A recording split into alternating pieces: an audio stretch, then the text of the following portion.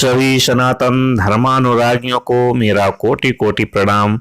आज से हम वैशाख महात्म का श्रवण करेंगे और वैशाख महात्म के सुनने के बाद उस दिन की कथा सुनना ना भूलें। बोलो नारायण भगवान की जय। नारायणं नमस्कृत्य नरं चैव नरोत्तमम् देवीं सरस्वतीं व्यासं ततो जयमुदीरयेत्। भगवान नारायण नरश्रेष्ठ नर, देवी सरस्वती तथा महर्षि वेदव्यास को नमस्कार करके भगवान की विजय कथा से परिपूर्ण इतिहास पुराण आदि का पाठ करना चाहिए। सूत जी कहते हैं कि राजा अम्बरीश ने परमेष्ठी ब्रह्मा के पुत्र और देवर्षि नारद से पुण्यमय वैशाख मास का महात्म इस प्रकार से पूछा। ब्रह्मन, मैंने आपसे सभी महीनों का महात्म सुना। उस समय आपने यह कहा था कि सब महीनों में वैशाख मास श्रेष्ठ है। इसलिए यह बताने की कृपा करें कि वैशाख मास क्यों भगवान विष्णु को प्रिय है और उस समय कौन कौन से धर्म भगवान विष्णु के लिए प्रीतिकारक हैं।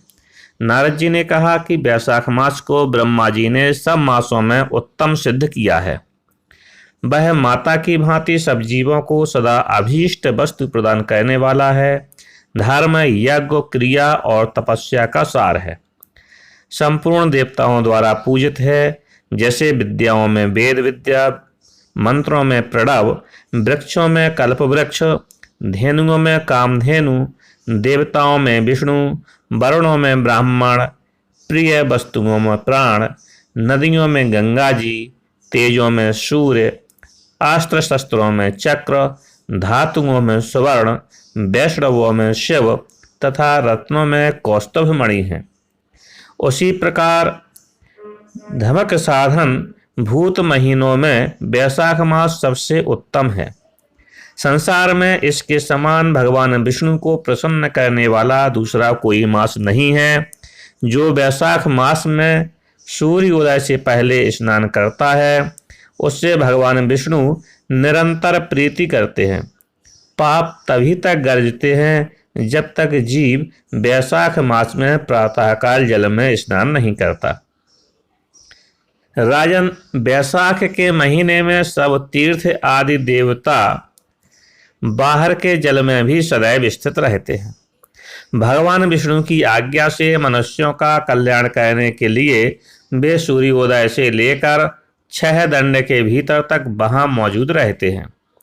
वैशाख के समान कोई मास नहीं है, सतयुग के समान कोई युग नहीं है, वेद के समान कोई शास्त्र नहीं है, गंगा जी के समान कोई तीर्थ नहीं है, जल के समान दान नहीं है, खेती के समान धन नहीं है और जीवन से बढ़कर कोई लाभ नहीं है। उपवास के समान कोई तप नहीं, दान से बढ़कर कोई सुख नहीं, दया के समान धर्म नहीं, धर्म के समान मित्र नहीं, सत्य के समान यश नहीं, आरोग्य के समान उन्नति नहीं, भगवान विष्णु से बढ़कर कोई रक्षक नहीं और वैशाख मास के समान संसार में कोई पवित्र मास नहीं है। ऐसा विद्वान पुरुषों का मत है। वैशाख श्रेष्ठ मास है और शेषशाही भगवान विष्णु को सदा प्रिय है। सब दानों से जो पुण्य होता है और सब तीर्थों में जो फल होता है उसी को वैशाख मास में मनुष्य केवल जलदान करके प्राप्त कर लेता है। जो जलदान में असमर्थ हैं, ऐसे ऐश्वर्य की अभिलाषा रखने वाले पुरुष को उचित है कि वह दूसरे को प्रबोध करे, दूसरे को जलदान का महत्व समझावे। यह सब दानों से बढ़कर हितकारी है। जो मनुष्य वैशाख में सड़क पर यात्रियों के लिए प्याऊ लगाता है वह विष्णु लोक में प्रतिष्ठित होता है। नृपश्रेष्ठ प्रपादान पौंसला या प्याऊ देवताओं, पितरों तथा ऋषियों को अत्यंत प्रीति देने वाला है। जिसने प्याऊ लगाकर रास्ते के थके मांदे मनुष्यों को संतुष्ट किया है उसने ब्रह्मा, विष्णु और शिव आदि देवताओं को संतुष्ट कर लिया है।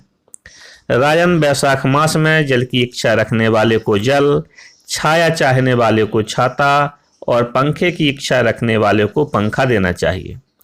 राजेंद्र, जो प्यास से पीड़ित महात्मा पुरुष के लिए शीतल जल प्रदान करता है, वह उतने ही मात्र से 10,000 राजसूय यज्ञों का फल पाता है।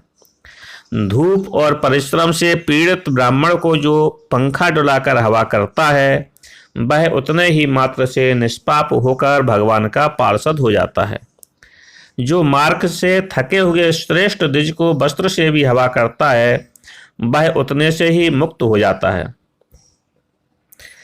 और भगवान विष्णु का सायुज्य प्राप्त कर लेता है। जो शुद्ध चित्त से ताड़ का पंखा देता है, वह सब पापों का नाश करके ब्रह्मलोक को जाता है। जो विष्णु प्रिय वैशाख मास में पादुका का दान करता है, वह यमदूतों का तिरस्कार करके विष्णु लोक में जाता है।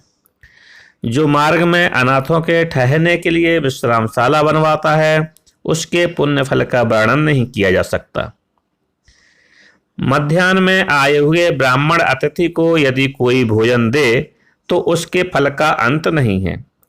राजन, अन्नदान मनुष्यों को तत्काल तृप्त करने वाला है, इसलिए संसार में अन्न के समान कोई दान नहीं है। जो मनुष्य मार्ग के थके हुए ब्राह्मण के लिए आश्रय देता है, उसके पुण्य फल का वर्णन किया नहीं जा सकता है।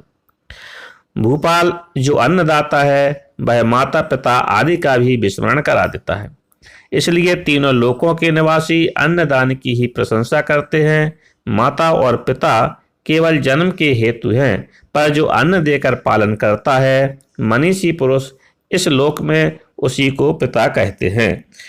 इस प्रकार वैशाख महात्म का पहला अध्याय आप लोगों ने सुना। गोविंद बोलो, हरि गोपाल बोलो, गोविंद बोलो, हरि गोपाल बोलो। श्रीमन्नारायण भगवान की जय।